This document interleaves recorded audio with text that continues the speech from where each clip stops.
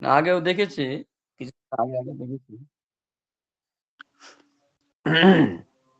ও দেখি না তো। আচ্ছা, উনি এটা একটু দেখুন। মাস্তুরাত বলছেন, অফিস থেকে জানাইছি উনি মাস্তুরাত।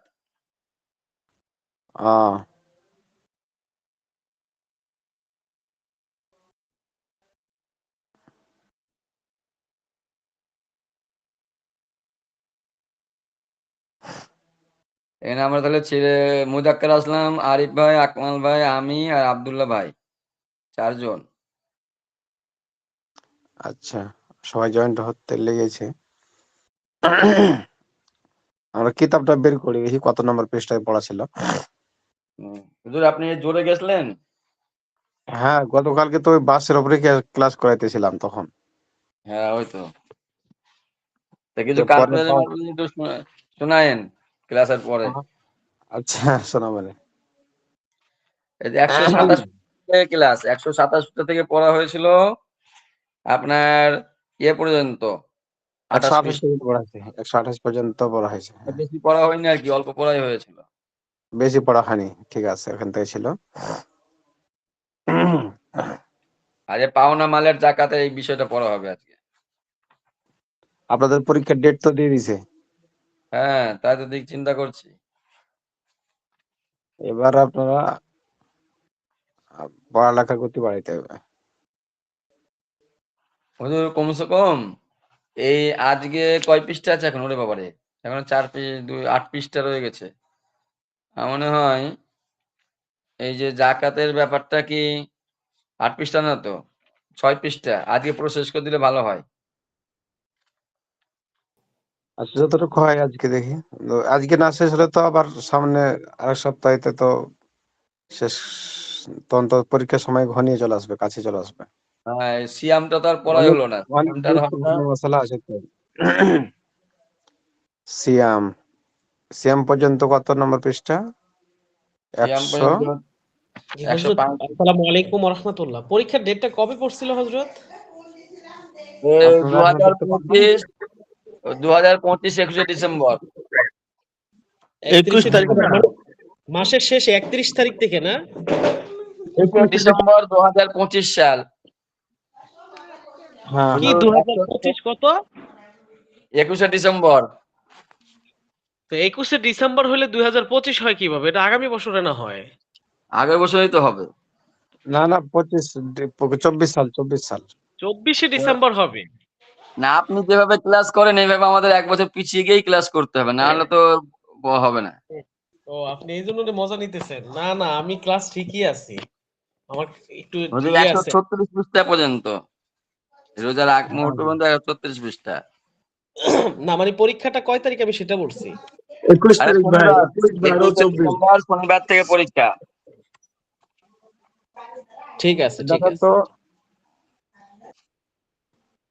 স্ক্রিনটা শেয়ার হচ্ছে কিনা দেখেন তো। যে এখনো হয় নাই, তবে হওয়ার পথে হয়েছে এবারে। আচ্ছা, এই যে আপনাদেরকে একটা দেখাই, দেখতে পাচ্ছেন কি না স্ক্রিনে আমার? দেখতে পাচ্ছি। এবার এই যে আপনাদের দেখাইতেছি, এই যে পরীক্ষা সংক্রান্ত পরামর্শ, দেখতে পাচ্ছেন? পরীক্ষা প্রশ্ন হবে 10টি। এই যে এখানে আপনাদের একটা ধারণা দিচ্ছি আমি, খেয়াল করেন, সবাই স্ক্রিনের দিকে তাকান। জি। প্রশ্নের ধরনগুলো এরকম হবে। আহ, 1 ঘন্টা হুজুর, 1 ঘন্টায় কি হবে? দেখেন, 1 ঘন্টা না, সময় বাড়িয়ে দেবো, একটা প্রশ্ন ধারণা আর কি। আপনাদের 4টা জি, প্রশ্ন হবে ফাইনাল পরীক্ষা তো হুজুর 2.5 ঘন্টা রচনামূলক। দিয়ে না, 1 ঘন্টা। আপনাদের 4টা প্রশ্ন হবে রচনামূলক, বাদ বাকি 6টা প্রশ্ন হবে এগুলো আপনাদের এরকম, আহ, যেমন থাকবে কি এ বি সি ডি, এগুলো অপশন থাকবে, টিক দিতে হবে সঠিকটাতে, গতবারের মতোই, বুঝতে পেরেছেন? আর জি। এখানে নিচে কিন্তু দেখেন, ক্লাসে বেশি উপস্থিতির উপর 10 নাম্বার দেওয়া হবে।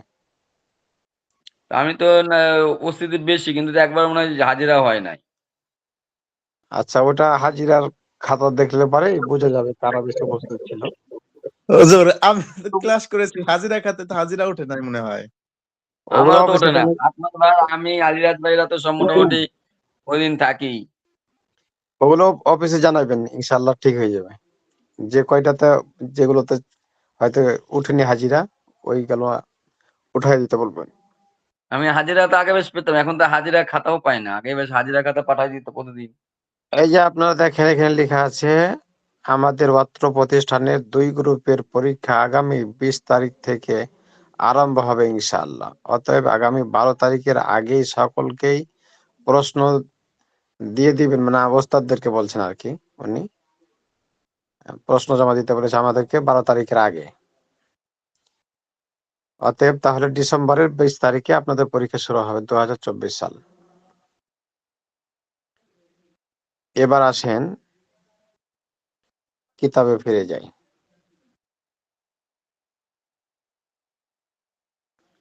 পরীক্ষা হলে একটু আনন্দও লাগে, আবার ভয় ভয়ও লাগে।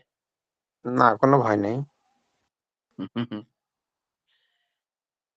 যে মুমতাজ পাবো না, কি হবো কি জানি। কতজন উপস্থিত? মুদির খাবেন, মুদির মুদির। আমি মোদির না, আমি মুমতাজই পাবো ইনশাআল্লাহ। আমি মুদির হব আর কি। মুদির হবেন কে? মকবুল হবেন কমসে কম। দোয়া করেন সবাই। মকবুলের নিচে তো কিছু নাই, মকবুলের নিচে ফেল। ওই যে মুদির। আচ্ছা ঠিক আছে, দেরি জি করা যাবে হুজুর। না। জি।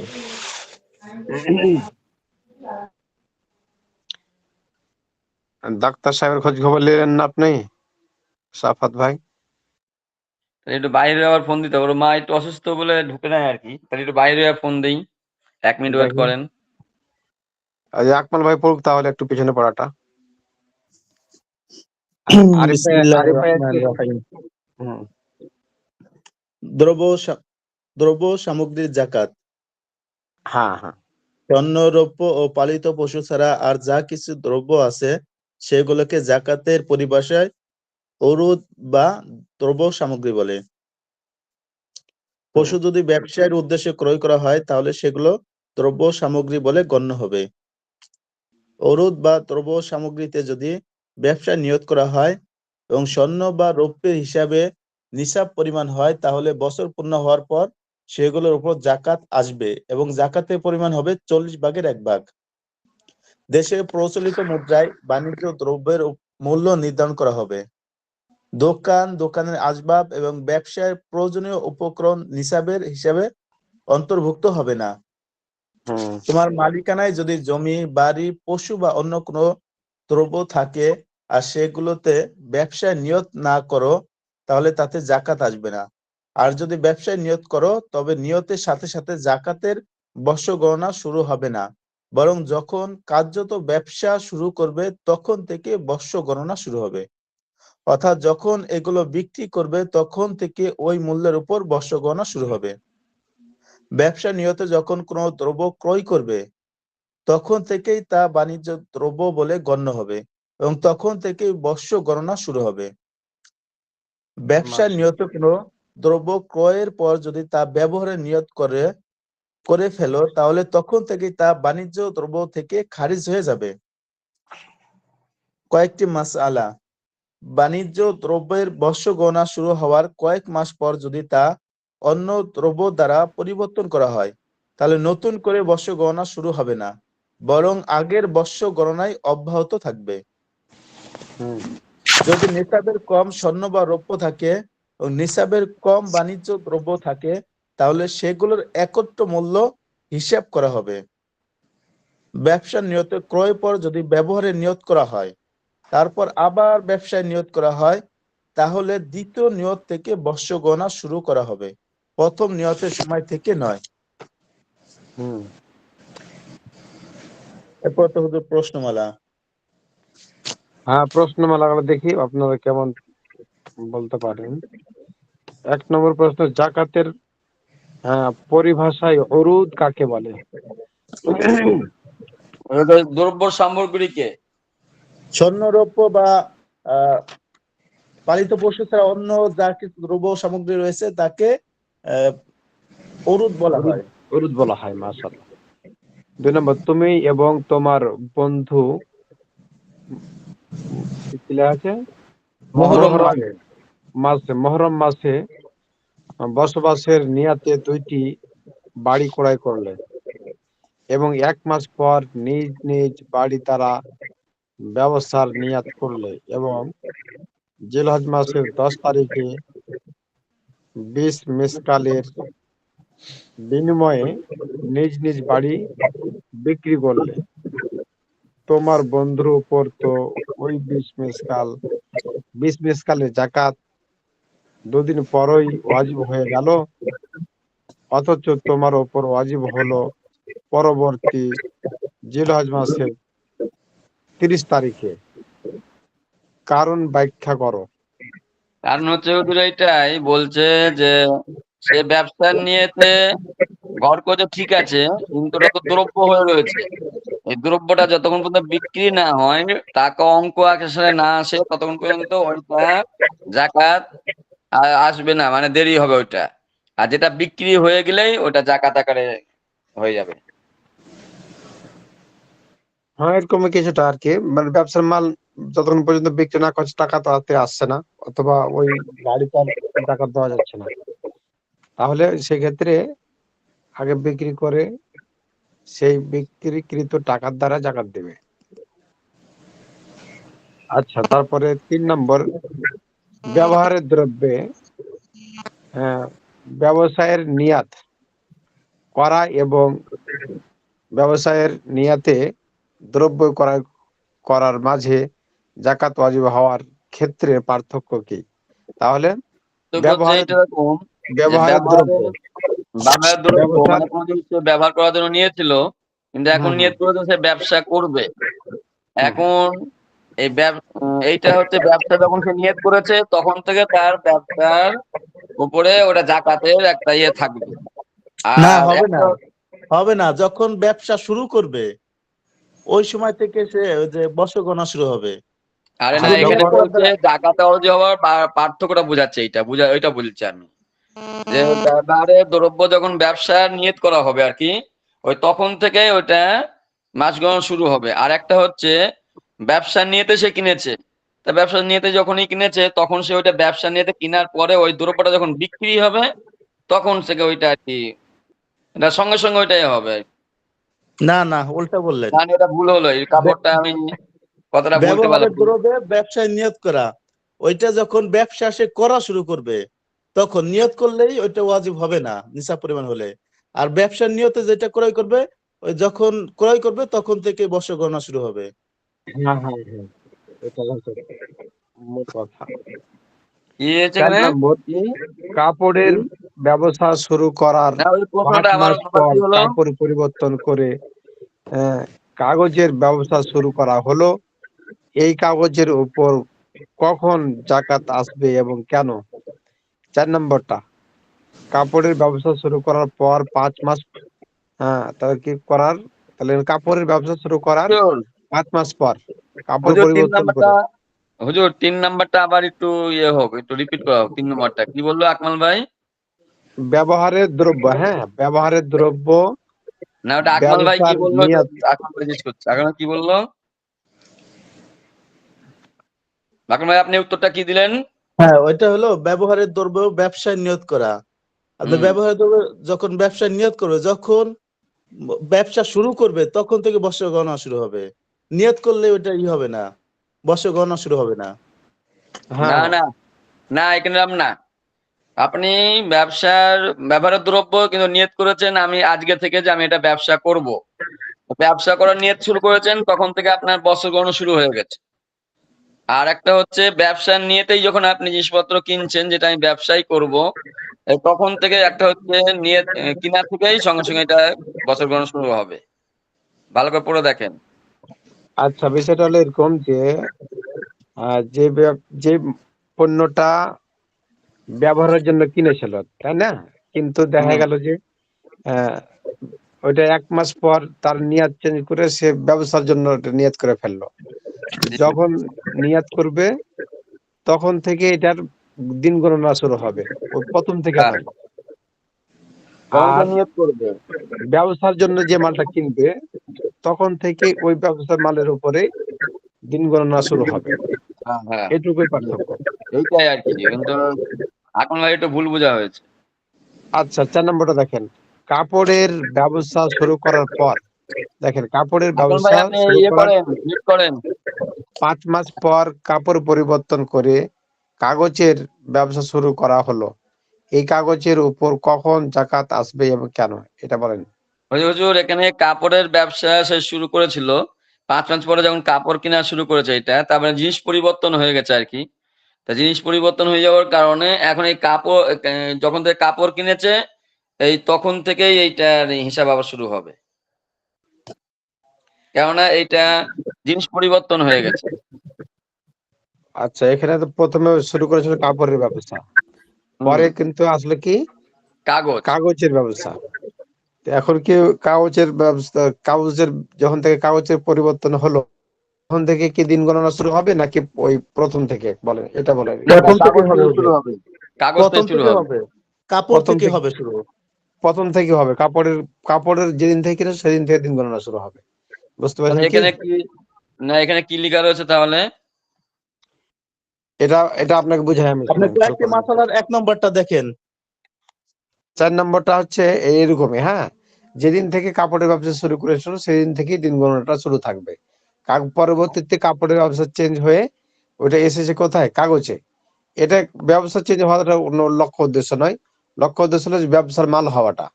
এর মাল না, যাই এখানে হোক না আরেকটা কেন, যেন পড়লাম, যে কোন জায়গায় যেন একটু পড়লাম, যে যদি মাল চেঞ্জ হয়ে যায়, ওটা ব্যবসার ওটা ধরন হলো চেঞ্জ হয়ে যায়। ওটা হলো কয়েকটি মাসালার 1 নম্বরটা দেখেন।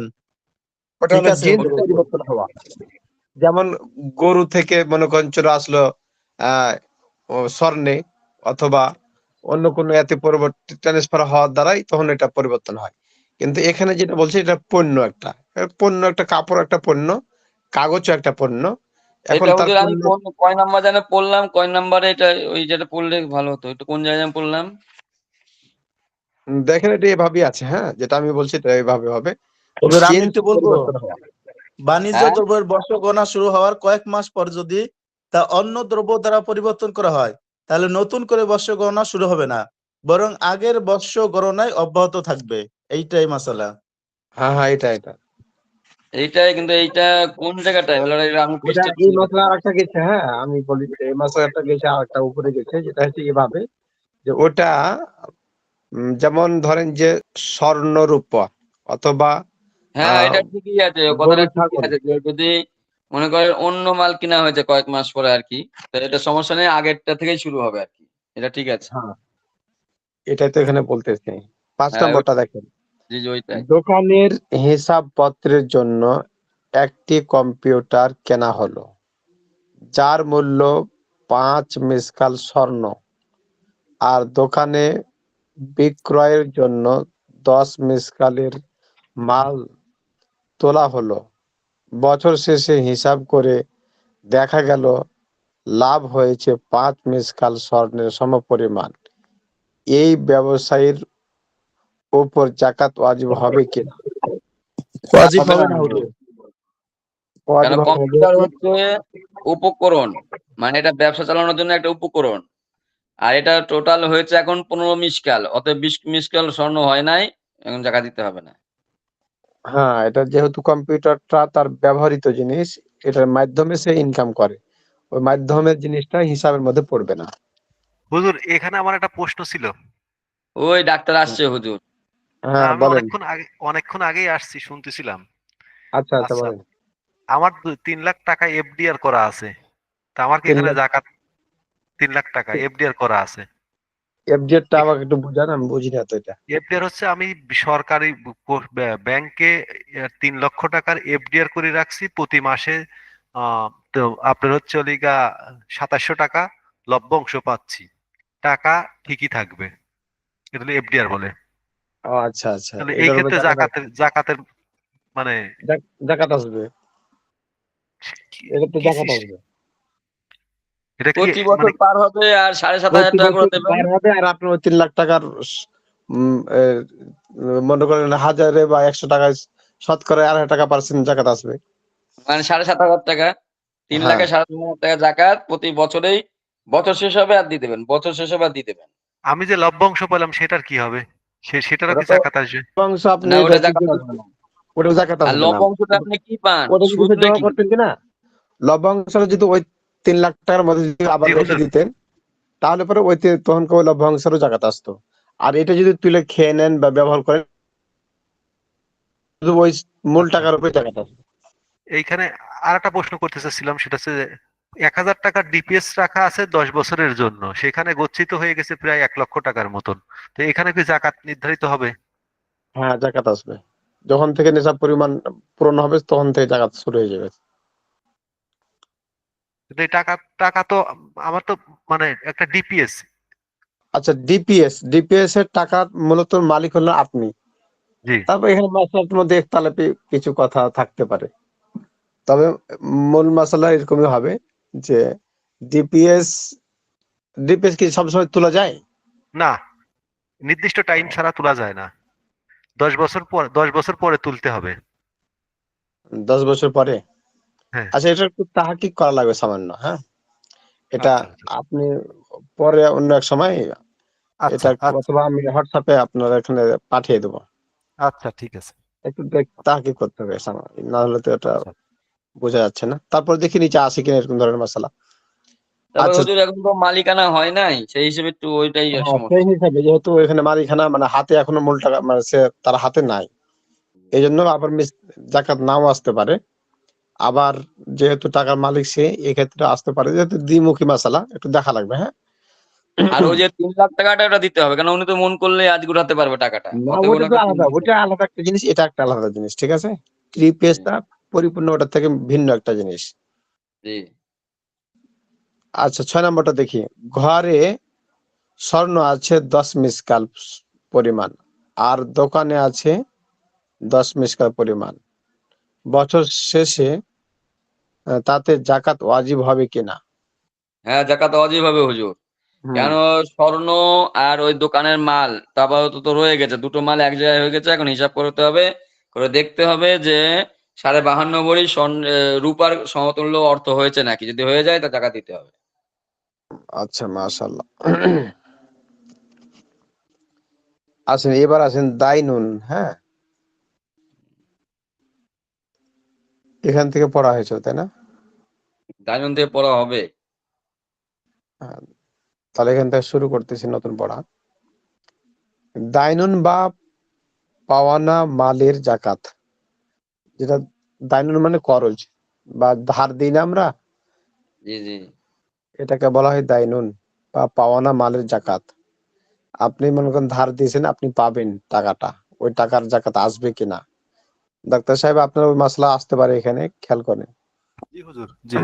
এফডিআর তো পাওনা পাওনা মালের মতন হুজুর। হ্যাঁ, ওই জন্য তো এখন বললাম যে ডাক্তারকে আসতে আমি পারে। ফোন দিলাম, ফোন ধরলো না, কে একটা বিচার করবেন না হুজুর? শোনেন, আপনি যখন ফোন দেন তখন আমি নামাজটা বাসায় শেষ করি, হ্যাঁ, কারণ আমি একটা বাইরে গেছিলাম তো, আসতে দেরি দেরি করে ফেলছি। তো আমি আচ্ছা, আপনার ঠিক আছে। আপনার নাম্বারটা দেখার পরে বুঝতে পারছি যে আমি ক্লাসে অ্যাবসেন্ট, তো এই জন্য আপনি আমাকে স্মরণ করতেছেন। মাশাআল্লাহ। এখন জি, তাহলে এই যে দেখা যাক কতদূর কি হয়। পাওনা মালের উপরে কিভাবে জাকাত আসে আমরা ইনশাআল্লাহ এখান থেকে জানতে পারবো। জাকাত আদায়ের সময় বিদ্যমান মালের সঙ্গে দায়নুন বা পাওনা মালের হিসাবযোগ্য হবে কিনা এ সম্পর্কে শরীয়তের সিদ্ধান্ত এই যে, দায়নুন বা পাওনা 3 প্রকার। দায়নুন কবিয়্যুন, উত্তম পাওয়ানা। দায়নুন মুতাওয়াসসাতুন, মধ্যম পাওয়ানা। দায়নুন দাঈফুন, দুর্বল পাওয়ানা। তাহলে এখানে দায়নুনকে 3টা ভাগে ভাগ করছে। একটা হচ্ছে কবিয়ুন, 2 নম্বর মুতাওয়াসসাত, 3 নম্বর হচ্ছে জয়ীফ। এই 3 ভাগে ভাগ করা হয়েছে পাওয়ানা টাকাগুলোকে বা মালামালকে। তো দায়নুন মানে করজ বলি অথবা ধার বলি, যাই বলি না কেন, এই ধার জিনিসটাই হচ্ছে 3 প্রকার। একটা হচ্ছে দায়নুন কবিয়ুন, দায়নুন মুতাওয়াসসাতুন, দায়নুন দাঈফুন। 3 ভাগে ভাগ করেছে। দায়নুন কবিয়ুন মানে উত্তম পাওয়ানা, আর মুতাওয়াসসাতুন মানে মধ্যম পাওয়ানা, আর দায়নুন দাঈফুন মানে দুর্বল পাওয়ানা। তো এখানে যে কথাটা বলা হলো একটা অতি উত্তম কথা। জাকাত আদায়ের সময় বিদ্যমান মালের সঙ্গে দায়নুন বা পাওনা মালের হিসাব যোগ হবে কিনা এ সম্পর্কে শরীয়তের সিদ্ধান্ত এই। তাহলে সিদ্ধান্ত সব জানার আগে 3টা কথা জানতে হবে। একটা হচ্ছে দায়নুন, এই যে পাওনা টাকাটা, এটা 3 প্রকার। একটা হচ্ছে কবিয়ুন, মুতাওয়াসসাতুন, দাইফুন, অর্থাৎ উত্তম, মধ্যম এবং দুর্বল। এবার আসেন মূল হুজুর মাসালাতে। আপনাকে একটা মাস্টার প্রশ্ন দিয়েছে, এখন বলবো না পড়ার শেষে বলবেন? আচ্ছা, দেখি বলে ফেলি। দিয়েছে যে ব্যাংকে থেকে যে টাকার লাভাংশ আছে এটা কি সুদ? হাই হাই, কই দেখা, কোথায় লিখেছে? এই যে আসসালামু আমাদের এতে আলাইকুম হুজুর। এই হ্যাঁ, হ্যাঁ, ব্যাংক থেকে যে টাকা লাভ আসে এটা সুদ। আচ্ছা, টাকা টাকা সুদ। হ্যাঁ, ব্যাংক থেকে যে লভ্যাংশ আসে সেটা হচ্ছে, এটা আমরা হয়তো বাংলাতে বলা হয়, বাংলাতে কি এটাকে সুদ। কিয়াদংশ। এটা বাংলাতে বলা হয় কিয়াদংশ, ইংরেজিতে কি বলে ইন্টারেস্ট না, আর আরবিতে বলে এটাকে হ্যাঁ কি মুনাফা। রিবা। মুনাফা হ্যাঁ, বলে। মুনাফাটা তো জানি না। আর আর বা সুদ বলে বাংলাতে। আর জি। আহ, লাভ্যাংশ সুদ বলা রমা, যায়। হার রমা বলে। হ্যাঁ, তাহলে হুজুর, যাই বলি না কেন, ইন্টারেস্ট বলেন, লাভ্যাংশ বলেন, তারপরে আরো কিছু বলেন, এগুলো প্রত্যেকটা ব্যাংকের যে লাভ্যাংশটা আসে এটাগুলো সবগুলোই সুদের 100%, অন্তর্ভুক্ত। 100% সুদ। 100%, এর মধ্যে কোনো সন্দেহ নাই। কোনো ভেজাল নাই। এটা একদম খাঁটি, এটা সুদ। হুজুর, আমার আমার তাহলে এলাকায় হুজুর ডাক্তার সাহেব কি হ্যাঁ, আমাদের সুদখোর নাকি? আমার এলাকায় শোনেন, আমার এলাকায় কয়েকজন আছে ওই টাকা লাগায়, বুঝছেন? 100 টাকায় 20 টাকা সুদ নেয়। তো জিজ্ঞাসা করলে তুমি কিসের ব্যবসা টাকায় তাহলে টাকার এখন ব্যবসা ডাক্তার করি? সাহেব হুজুর মুনাফার ব্যবসা। প্রতি মাসে 2700 টাকার সুদখোর। আরে ওইটা তো আমি একটা প্রশ্ন করার কথা বলছি। আর এফডিএল তো আমি একটা প্রশ্ন করার কথা, একটা ভাই প্রশ্ন কারোর উপরে করছি। ইলজাম না লাগায়, হ্যাঁ। হ্যাঁ, ওটা তো আমি একটা জানার জন্য প্রশ্ন করছি, কারণ অনেকেই তো রাখে দেখি। এই জন্য কারোর উপরে ইলজাম না লাগাই। আহ, জি এখন জি এখন আমরা এগুলো পড়তেছি আমল করার জন্য। এখন জি। আমল পড়লাম কিন্তু আমল করলাম না, তাহলে তো হলো না। তার কাম হবে না হুজুর।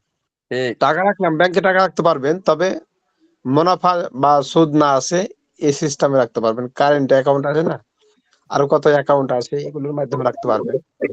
এগুলো আপনারা আরো বেশি আমার থেকে ভালো জানেন যে ব্যাংকিং সিস্টেম গুলো কোন কোন অ্যাকাউন্ট খুললে পারে সুদ আসে না, মুনাফা কারেন্ট আসে না। কারেন্ট অ্যাকাউন্ট তো সহজে খুলতে চায় না, অনেক ইয়ে করে খুলতে হয়, হ্যাঁ, এদের হ্যাঁ। হাত পা ধরে। এরা বলে যে সমস্যা নাই, আমরা আপনার যে সুদটা আসবে ওইটা না, আমরা আপনাকে দিব না।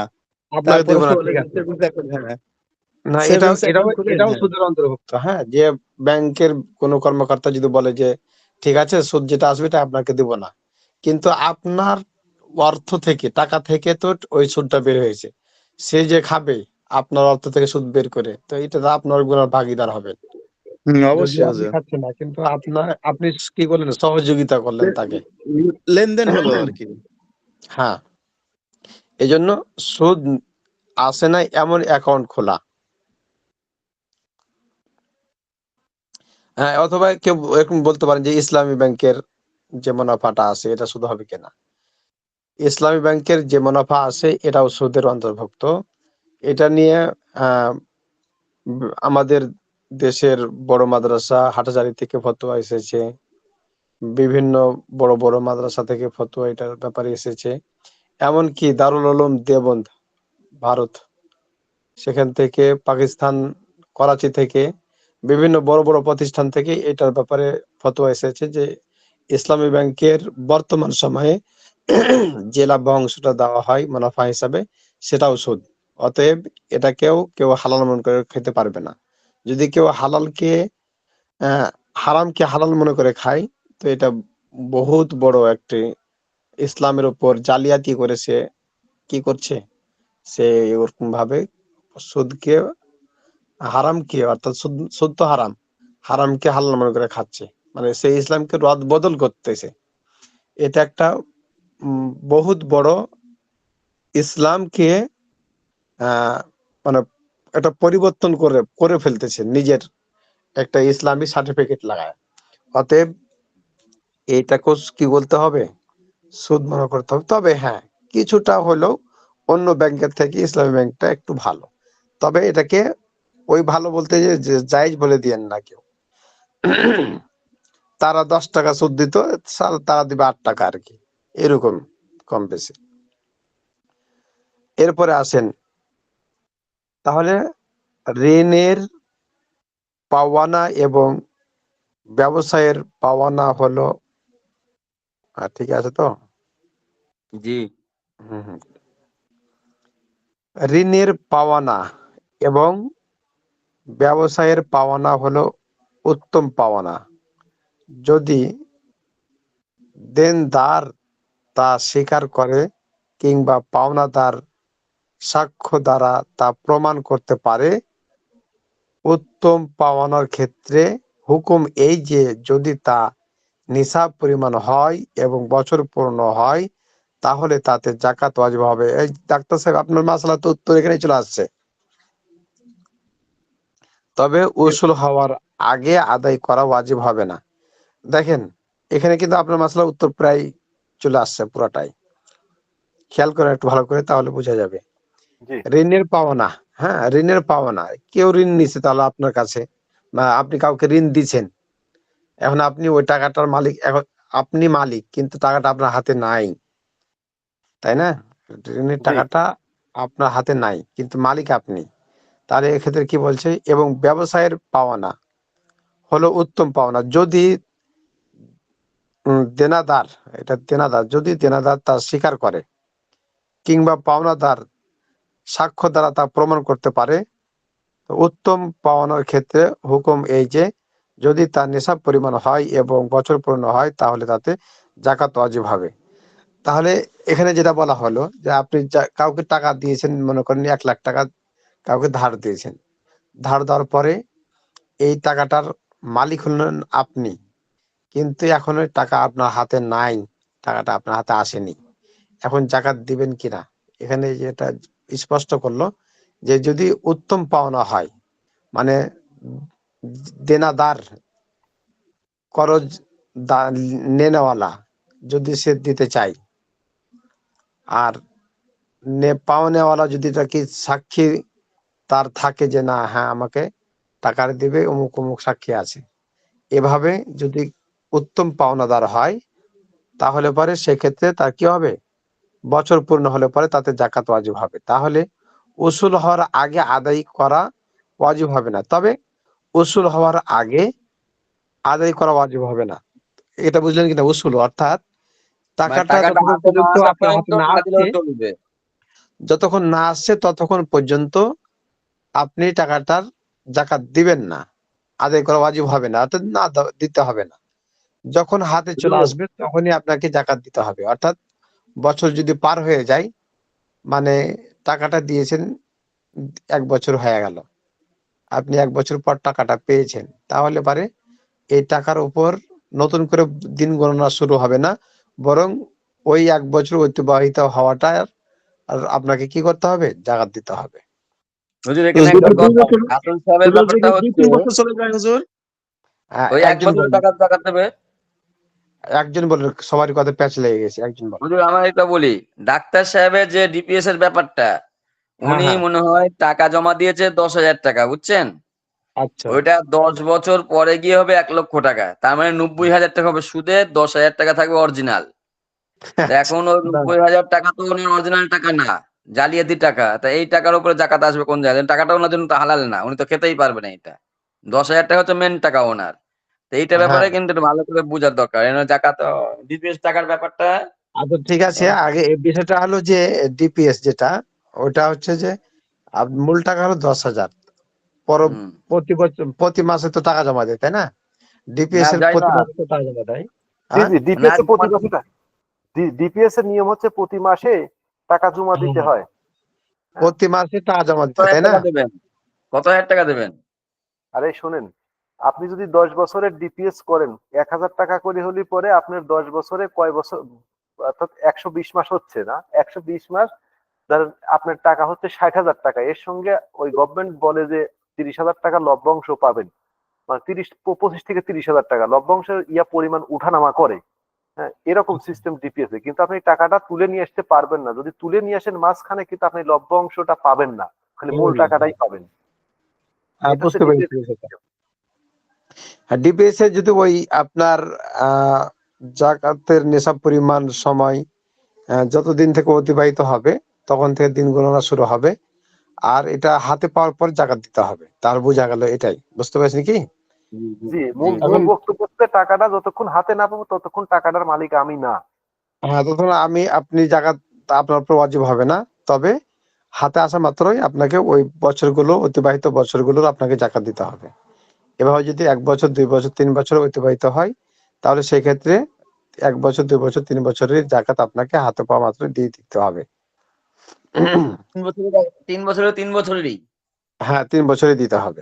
দেখা গেল যে আপনার 3 বছর, দেখা গেল 5 বছরের একটা ডিট করা আছে ডিপিএস এর, তা আপনার 2 বছর পর থেকে নেশাব পরিমাণ মালের মালিক মানে অর্থ জমা হয়ে গেছে সেখানে ডিপিএস এ।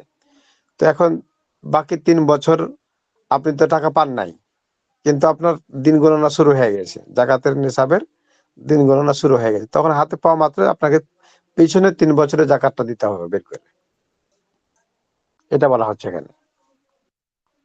তবে উসুল হওয়ার আগে আদায় করা ওয়াজিব হবে না, তাহলে উসুল যখন হয়ে যাবে তখন জাকাতটা দিতে হবে। যদি কেউ দিয়ে দেয় ওই সময়, মনে করেন যে 3 বছর অতিবাহিত হ্যাঁ, হয়েছে, যদি 2 কেউ বছর দিয়ে দিয়ে দেয়, দিতে। কেউ যদি দিয়ে দেয় পরে তো না দিতে হবে না তাকে। উত্তম পাওনার ক্ষেত্রে গবেষণা হবে মালের মালিক হওয়ার সময় থেকে, পাওনা উসুল করার সময় থেকে নয়। সুতরাং পুরানো পাওনা উসুল হওয়ার পর বিগত বছরগুলোর জাকাত দিতে হবে। দেখেন এখানে আরো কঠিন জি, কথা। জি। আপনার কথা মিলছে। জি, মিলে গেছে। হুম, উত্তম পাওনার ক্ষেত্রে গবেষণা হবে মালের মালিক হওয়ার সময় থেকে। হুজুর, বর্ষ গণনা। হ্যাঁ, ও আচ্ছা, বর্ষ গণনা। উত্তম পাওনার ক্ষেত্রে বর্ষ গণনা হবে মালের মালিক হওয়ার সময় থেকে, পাওনা উসুল করার সময় থেকে নয়। সুতরাং পুরানো পাওনা উসুল হওয়ার পর বিগত বছরগুলো জাকাত দিতে হবে, বুঝতে পেরেছেন কি? তাহলে ডিপিএস এর মশলাটা তো এরকমই প্রায়। তাহলে হুজুর আরেকটা বিষয়, হুম একজনের কাছে আমি 2,70,000 টাকা পেতাম। হুম এখন ওই ব্যক্তি ঘুরিয়ে ঘুরিয়ে ঘুরিয়ে দেবে না নেমে করতে করতে লাস্টে একদিন বিচার মিজার কমপ্লিট হয়েছে, সে আপনার প্রতি মাসে 20,000 টাকা করে দেবে। 20,000 হুম টাকা করে সে দিচ্ছে। তাহলে যেদিন থেকে ফাইনাল হলো স্টাম্প পেপার করে যে আপনি 2,70,000 টাকা পাবেন, প্রতি মাস 20,000 টাকা করে দিমু, তাহলে ওই মাস থেকে আমার নিসাব হলো নাকি? না, আপনার যেদিন থেকে আপনার মানে ওয়াদা হয়েছে তার সাথে টাকা সে দিয়ে দিবে, আর যখন পরিপূর্ণ টাকা আপনার হাতে চলে আসবে, পরিপূর্ণ টাকা যখন আপনার হাতে চলে আসবে তখন থেকে আপনি কি করবেন, ওই বিগত বছরের সহ আপনাকে টাকা দিতে হবে, এখানে কিন্তু যেটা ওই বলছে। 20,000 টাকা করে যদি দেয় তাহলে ওই লাস্টে একসাথে, আমি তো আবার কি মনে করছি জানেন, আমি আবার কি হুম, করছি, আমার যে এমনি মান্থলি যে ইনকাম এবং ও যে হ্যাঁ 20,000 টাকা করে দেয়, এই হ্যাঁ, টাকাগুলো এক জায়গায় মিলাইয়ে আমি এই টাকার জাকাত দিচ্ছি, এখন ওই টাকার জাকাত দিচ্ছি না, তাহলে তো না, আহ, ওই টাকার টাকা হবে না। দিতে হবে। মনে করেন যে আপনি 1,70,000 টাকা আপনি একজনের কাছে পান, তার কাছে অতিবাহিত হয়েছে 2 বছর, বুঝতে পারছেন কিনা? হুম, তার হুম। কাছে, কিন্তু না, আপনাকে দিচ্ছে। অতিবাহিত হয় না, হ্যাঁ, অতিবাহিত হয় নাই মোটামুটি মনে করেন পেতাম তো অনেক আগে থেকেই, সে আচ্ছা, দেয় না, ঘুরায় মুড়ায় নানা রকম করে আর কি, লাস্টে বিচার মিচার বসা টসায় নিয়ে ফাইনাল হলো যে তো ঠিক আছে ওই টাকা ওই দিতে। যার কাছে পান, আপনি যার কাছে টাকাটা পেতেন, তার কাছে কি মানে বছর অতিবাহিত হয়নি? বছর তো হয়েছে কিন্তু না পাওয়ারই সম্ভাবনা একটু বেশি ছিল, উল্টো পাল্টা করছিল আর কি। আচ্ছা, সম্ভাবনা যখন ছিল না পাওয়ার, পরবর্তী যখন কথা দিয়েছে আপনাকে, তখন সেটা পাওনার মধ্যেই এটা গণ্য হবে তাহলে। তাহলে আগেরটা তো আর হিসাব হবে না, যেখান থেকে ও শুরু করেছে দিমু তখন থেকে গণনা শুরু হবে না।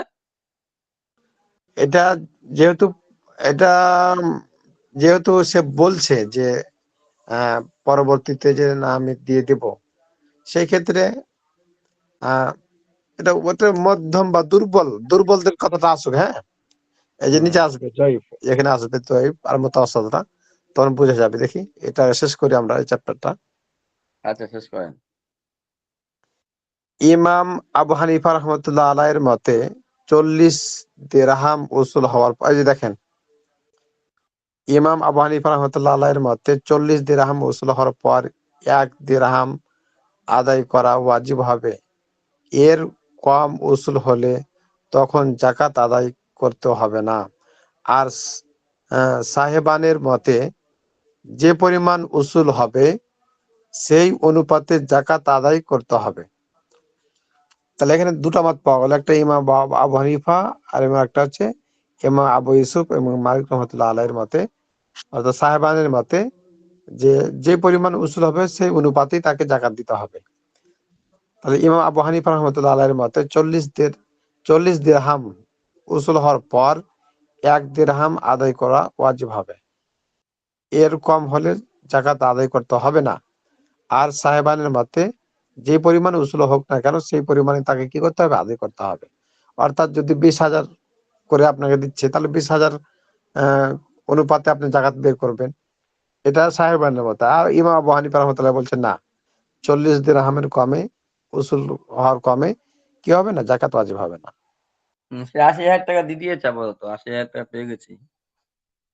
আচ্ছা, তাহলে এটা দেখি নিচের দিকে আপনার মাসালা চলে আসবে ইনশাল্লাহ। ব্যবসার ক্ষেত্রে নয়, ব্যবসার ক্ষেত্রে নয়, বরং মৌলিক প্রয়োজনীয় কোন জিনিস বিক্রি সূত্রে, তাহলে ব্যবসার সূত্রে নয় বরং মৌলিক প্রয়োজনীয়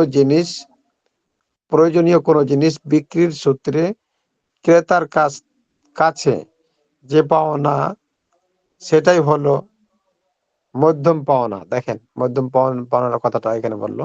মানে বাড়ির কোনো জিনিস বিক্রি করেছে, হোন্ডা হোক বা হ্যাঁ, কিছু হোক, হ্যাঁ, তার হ্যাঁ, মানে বাড়ির কোনো জিনিস বিক্রি করেছে যেগুলো ব্যবহারিক হতে পারে বা কোনো ব্যবসার না আর কি, মোট কথা ব্যবসার না, বরং বাড়ির কোনো জিনিস বিক্রি করেছে। মনে করেন যে কেউ একটা দামি ফ্রিজ কিনে নিয়ে এসেছিল, এটা আর রাখবে না, বিক্রি করে দিবে, এরকম হতে পারে, তাই না? বরং মৌলিক প্রয়োজনীয় কোন জিনিস বিক্রির সূত্রে ক্রেতার কাছ থেকে যে পাওনা সেটা হলো মধ্যম পাওনা। এই মধ্যম পাওনার কথাটা মনে রাখেন। মধ্যম পাওনার ক্ষেত্রে আবু হানিফা রহমতুল্লাহ আলাইহির মতে পূর্ণ নেশাব পরিমাণ উসুল হওয়ার পর জাকাত আদায় ওয়াজিব হবে, জাকাত আদায় করা ওয়াজিব হবে। তাহলে পূর্ণ নেশাব পরিমাণ নেশাব। মালের, হ্যাঁ পূর্ণ নেশাব পরিমাণ উসুল হওয়ার পর জাকাত আদায় হবে। তাহলে এরকম ক্ষেত্রে মধ্যম পন্থায় বা যেটা মুতাওয়াসসিতা, সেটা হচ্ছে যে পূর্ণ নেশাব পরিমাণ মালের মালিক যতক্ষণ পর্যন্ত না পাবে ততক্ষণ পর্যন্ত তাকে জাকাত দিতে হবে না। তাহলে আপনার 20,000 জাকাত আসবে না, এটা আগেই আবার কথাটা বলবো। আবার কি করছে দেখেন, নেশাব সাহেব, সাহেব, আচ্ছা, সাহেবান সাহেব। নেশাবের কম উসুল হলে সেটা জাকাত আদায় করা ওয়াজিব হবে না। নেশাবের কম হলে জাকাত ওয়াজিব হবে না। যদি নেশাব পার হয় তারপর থেকে জাকাতটা আদায় হবে। এটা ইমাম আবু হানিফা রাহমাতুল্লাহির মতে। তাহলে মধ্যম পন্থাটা এটা একটু ভালো করে খেয়াল রাখতে হবে যে ব্যবসার ক্ষেত্রে নয় বরং মৌলিক প্রয়োজনীয় কোন জিনিস বিক্রির সূত্রে ক্রেতার কাছ থেকে যে পাওনাটা পায় সেটা হচ্ছে কি মধ্যম পাওনা। এর মধ্যম পাওনার ক্ষেত্রে ইমাম আবু হানিফা রাহমাতুল্লাহ বলছেন যে যতক্ষণ পর্যন্ত নেশাব পরিমাণ মালের উসুল না হবে ততক্ষণ পর্যন্ত তার উপর জাকাত আদায় হবে না। সাহেবানের মতে, অর্থাৎ আগে যে সাহেবান বললো, সাহেবানের মতে যে পরিমাণ উসুল হবে সেই অনুপাতে জাকাত আদায় করতে হবে। আগের মাসালা। সুতরাং পাওনা যদি 1,000 দিরহাম হয় আর 200 দিরহাম উসুল হয় তাহলে 5 দিরহাম জাকাত আদায় করতে হবে। হ্যাঁ, মানে সাহেবানের মতের কথাটা বলছে এখানে। 100 দিরহাম উসুল হলে ইমাম আবু হানিফা রাহমাতুল্লাহ আলাইহির মতে তখন কিছু আদায় করতে হবে না। যখন আরো 100 উসুল হবে তখন 5 দিরহাম আদায় করতে হবে। সাহাবানের মতে তখন ওই 2.5 দিরহাম আদায় করতে হবে। মানে মশলাটাকে একটু খুলে বলে দিল আর কি। মধ্যম পাওনার ক্ষেত্রেও বর্ষ গণনা হবে মালের মালিক হওয়ার সময় থেকে। দেখেন, মালের মানে মালিক হওয়ার, যখন থেকে গাড়িটা বিক্রি করে দিয়েছে, যখন থেকে ওই টাকা হয়েছে নেশা পরিমাণ হয়েছে, তখন থেকে সে মালিক হয়ে গেছে আর কি। হ্যাঁ, পাওনা উসুল করার সময় থেকে নয়, পাওনা পাওনা উসুল করার সময় থেকে নয়। সুতরাং বিগত আগের মাসলার বছরগুলো, মতন, আগের মাসলার মতনই। দেখেন, সুতরাং বিগত বছরগুলো জাকাত আদায় করতে হবে। বুঝতে পারলেন? জি তাহলে এটা আপনারটা তাহলে পড়বে মনে হয় দুর্বল, দেখে আপনার মাসালা চলে আসবে সামনে ইনশাআল্লাহ। এখন বুঝছি, এটা আমাকে আগেটাও দিতে হবে, বুঝছি বুঝছি। থামেন, আপনিও ধরা খাইছেন মনে হয় সম্ভবত। তবে জি আদায় করা ওয়াজিব হবে পাওনা উসুল করার পর। এটা তো আগের মাসালা গেল। আদায় জি করতে হবে পাওনা উসুল করার পর। পাওনা যদি কোন মালের বিনিময়ে না হয় তাহলে সেটা হলো দাইনুন দাইফ। দেখেন, দুর্বলটার কথা আসছে এখানে। পাওনা যদি কোন মালের বিনিময়ে না হয়, কোন মালের বিনিময়ে না হয়, তাহলে সেটা হলো দাইনুন দাইফুন, দুর্বল পাওনা। যেমন স্বামীর কাছে স্ত্রীর পাওনা মোহর, কোনো কিছুর বিনিময়ে নয়, এটা তো একটা মোহর। তাহলে এই এবং ইচ্ছাকৃত হত্যার ক্ষেত্রে কিসাসের পরিবর্তে সন্ধি, সন্ধির পাওনা, এবং অনিচ্ছাকৃত হত্যার ক্ষেত্রে দিয়াতের পাওনা। তাহলে এগুলো হচ্ছে দুর্বল পাওনা। বুঝতে পারছেন? জি জি। মোহর আর এর পর- এবং হ্যাঁ, মোহর, মুক্তিপণ। মুক্তিপণ মুক্তিপণ। বা, হ্যাঁ, তাহলে এখানে সন্ধির সন্ধির হইতে পারে, তারপর অনিচ্ছাকৃত হত্যার ক্ষেত্রে হইতে পারে। এগুলোর পাওনা যেটা পাবে, যেমন মনে করেন যে একজন, আপনি বাইক চালাইতেছেন, হঠাৎ করে একজন মানুষ আপনার সামনে পড়ে গেছে, মারা গেছে। তো আপনার উপরে কিছু তারা কি করলো, দাবি করলো যে এটা দিয়তের পাওনা, এটা দিয়তের হ্যাঁ, পাওনা। দিয়তের পাওনা। আর তো একটা হচ্ছে তা ইচ্ছা করে হত্যা করে ফেলেছে, এটা কেসাসের আপনি পাওনা। ইচ্ছে করতে পারেননি, এখন এটা দিয়ত। এখান থেকে আপনি কিছু টাকা দিবেন তাদেরকে, এটা যে তারা পাবে, এই টাকাটা হচ্ছে দুর্বল পাওনা। বুঝতে পারছেন কি? জি এটাই হচ্ছে দুর্বল পাওনা। তার দুর্বল পাওনাটা বোঝা গেল যে মোহর, তারপরে দিয়ত, তারপরে হচ্ছে কি কেসাস, এগুলো হচ্ছে কি মানে দুর্বল আগে এটা পাওনা। কোনো মালের বিনিময়ে পাওনা না, এটা কোনো কার্যক্রমে পাওনা হচ্ছে আর কি। হ্যাঁ, কার্যক্রমে, কোনো মালের বা পণ্যের ক্ষেত্রে নয়। দুর্বল পাওনার ক্ষেত্রে এই যে আপনার মাসলাটা আসতে পারে এখানে, ভালো খেয়াল করেন। দুর্বল পাওনার ক্ষেত্রে জাকাত আদায় করা ওয়াজিব হবে নিসাব পরিমাণ মাল উসুল করার পর, পর বছর পূর্ণ হওয়ার পর। সুতরাং বিগত বছরগুলোর জাকাত আদায় করা ওয়াজিব হবে না। বেঁচে গেলেন আপনি, জি জি।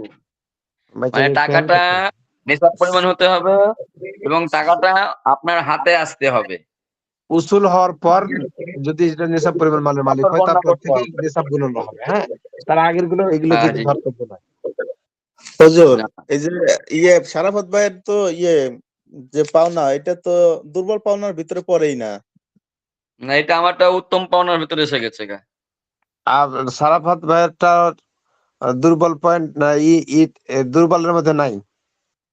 হ্যাঁ, ও এটা উত্তমের হচ্ছে ভিতরে এসে আপনি, গেছে হুজুর। টাকা তো উত্তমের ভিতরে আপনারটা এসে চলে গেছে। গেছে উত্তমের ভিতরে চলে গেছে। এক্ষেত্রে আপনাকে জি বিগত বছরে জাকাত দিতে হবে। মানে এখানে বুঝতে যেটা পারছি, বলা হয় বুঝতে পারছি। দুর্বল, এটা মোহর হতে পারে, তারপরে আহ অনিচ্ছাকৃত হত্যা হতে পারে, কেসাসের হতে পারে। তো এগুলো তো আপনার না, আপনারটা হচ্ছে কি, আপনি মাল ব্যবসায় ঋণের দিয়েছেন, পাওনা মাল হুজুর, দিবেন, এক নাম্বারটা তাই ঋণের না? পাওনা বা ব্যবসার পাওনা, হ্যাঁ, উত্তম হ্যাঁ, পাওনা। উত্তম হ্যাঁ পাওনার মধ্যে বুঝছি, চলে আপনি যায়। আর আকমাল নাই বিলে আপনার আমাকে আর কি একটু সাহায্য করছেন, করেন করেন। হ্যাঁ, ঠিক আছে। না, আকমল ভাই যে কথাটা বললো কিনা, এটা কিন্তু আমার জেনে ছিল না। আহ, জি, আমারটা উত্তমে পড়ে তাও গেছে, ঠিক আছে। বুঝেছি আমি। নিজেই বুঝে গেছি, এখন মাশাআল্লাহ। হিসাব করতে আমি কবে থেকে পেতাম। এখন তো সাইজ।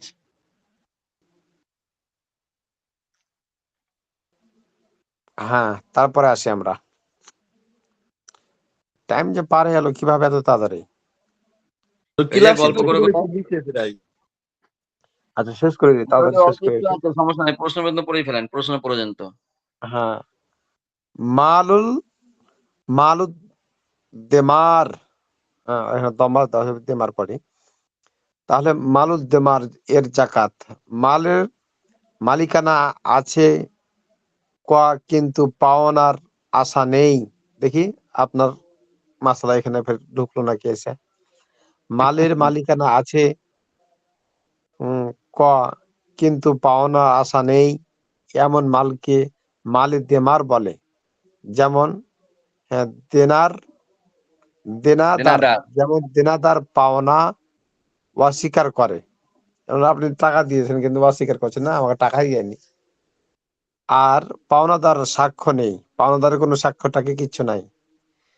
খ কিংবা সরকার মাল জব্দ করে নিয়েছে। গ কিংবা খোলা মাঠে পুঁতে রাখা ছিল, রেখেছিল, এমন জায়গা, এমন জায়গাটা ভুলে এখন গেছে। জায়গা ভুলে গেছে। হ্যাঁ, এখন জায়গাটা কি হয়েছে, ভুলে গেছে। ঘ কিংবা নদীতে পড়ে গেছে। এটাকে বলা হয় মালের দেমার, এগুলোকে বুঝতে পারছেন। তাহলে জি। 1 নম্বরটা কি বললো, ক বললো যে পাওনাদারের পাওনার আশা নাই, মালকে মালের দেমার বলে। যেমন কি দেনাদার পাওনা অস্বীকার করে, আর পাওনাদারের কোনো সাক্ষী নাই, অথবা মাল সরকারে জব্দ করে নিয়েছে। তারপরে গ হচ্ছে কি খোলা মাঠে পুঁতে রেখেছিল, এবং জায়গাটা ভুলে গেছে, কিংবা নদীতে পড়ে গেছে। এগুলোকে মালের দেমার বলা হয়। তা মালের দেমারের মশলাটা এখানে পড়ে নিই। মালে জেমার পাওয়া গেলে 1 বছর পর তাতে জাকাত আসবে, এবং বিগত বছরগুলো জাকাত আসবে না। বুঝতে পারছেন কি? তাহলে জি। পাওয়া যখন যাবে তখন থেকে দিন গণনা শুরু হবে, তারপর থেকে জাকাত আসবে, বিগত বছরগুলো জাকাত আসবে না। যে এখানে কিন্তু মাল শারাফত ভাইয়ের একটু ইয়ে আছে কিন্তু হুজুর। আরেকটা বিষয় হুজুর, হুজুর এখানে আরেকটা বিষয়। মনে করেন টাকা, সে টাকা অস্বীকার করছে, কিন্তু আমার কাছে স্ট্যাম্প করা আছে। হ্যাঁ তাহলে তো আমার কাছে সাক্ষী হয়েছে, তাহলে তো আমার এখানে ওই প্রথম পর্যায়েই গেল গা। হ্যাঁ, যেটা যদি স্ট্যাম্প করা থাকে তাহলে তো অস্বীকার করার কিছু নেই, যেহেতু আপনার দলিল আছে। হুম। তাহলে তো প্রথম অতএব পর্যায়েই এটা গেল গা। এটা মালের জিমানের মধ্যে পড়বে না। রাস্তা নাই শারাফত ভাই। হ্যাঁ, মাথার রাস্তা উপর না। নেই। মালে জেমার পাওয়া গেলে 1 বছর পর তাতে জাকাত আসবে, এবং বিগত বছরগুলো জাকাত আসবে না। যে মাল হাতছাড়া হয়ে গেছে কিংবা ফিরে পাওয়ার আশা আছে তা মালের জিমার নয়। যে মাল হাতছাড়া হয়ে গেছে কিন্তু ফিরে আসার ফিরে পাওয়ার আশা আছে তা মালের জিমার নয়।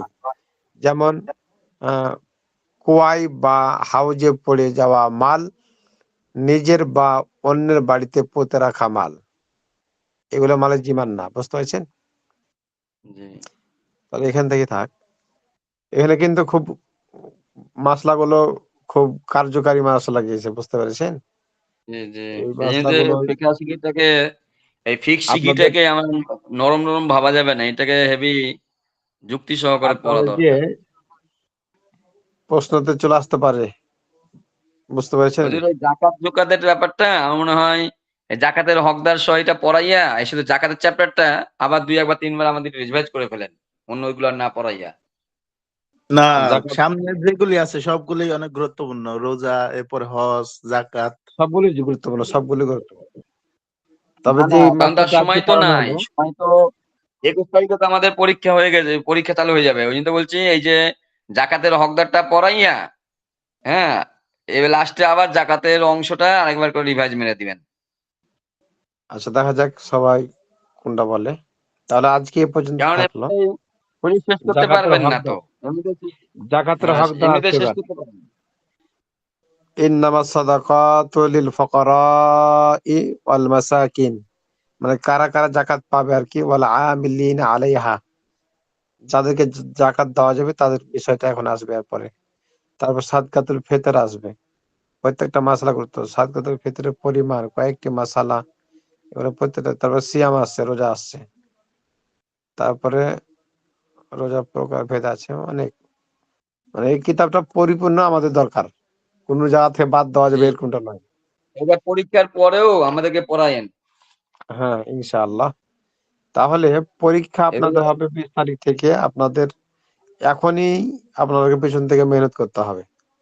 বুঝতে পেরেছেন? আমি অবশ্যই আপনাদেরকে কিছু বিষয়গুলো একটু ভালোভাবে একটু বুঝাই দেবো, যেগুলো থেকে পড়তে পারে, বা একটু চিহ্ন করে দেবো আর যদি কঠিন ইনশাল্লাহ। মঠিন কিছু প্রশ্ন দেন তাহলে ওই বই থেকে ছবি উঠাইয়া পাঠাই দেবো। ঠিক আছে ইনশাল্লাহ।